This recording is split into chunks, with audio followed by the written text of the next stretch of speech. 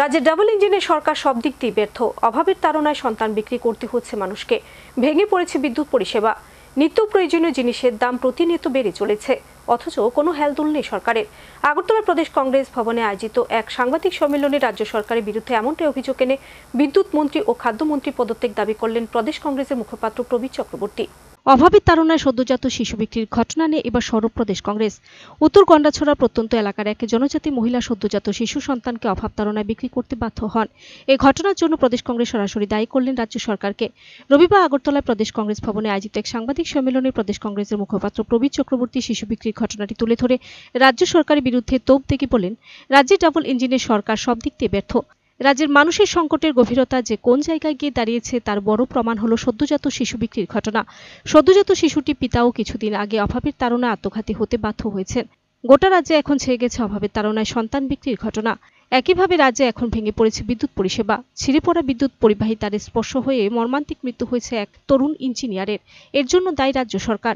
বিদ্যুৎ নিগম একটা লাভজনক সংস্থা হলেও আজকের দেনার দায় জর্জরিত। শত শত কোটি টাকা দেনা বিদ্যুৎ নিগমে। এর দায়ভার পড়ছে এখন সাধারণ ভোক্তাদের উপর।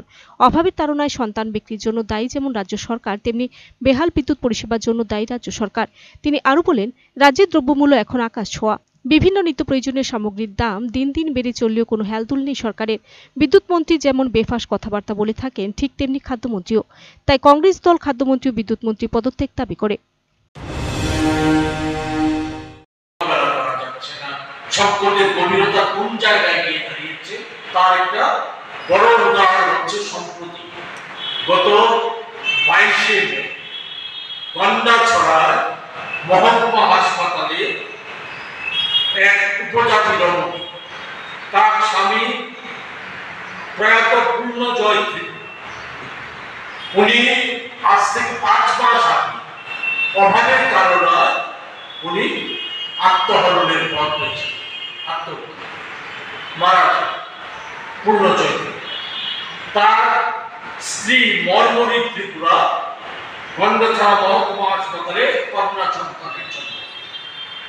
অভাব এতটাই তীব্র যে অভাবের কারণে সেই মহিলা মাত্র 5,500 টাকা এই কন্যা সন্তানকে বিক্রি করে দিতে বাধ্য।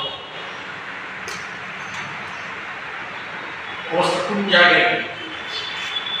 এটা একমাত্র ঘটনা নয়, সন্তান বিক্রি একমাত্র ঘটনা নয়, গোটা রাজ্য ছেয়ে গেছে। অভাবের কারণে সন্তান বিক্রি নানা ধরনের ঘটনা।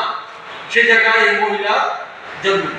মহিলা বাড়ি হচ্ছে উত্তর গন্ডাছড়া এডিসি ভিলেজের তারা বন কলোনি এলাকা।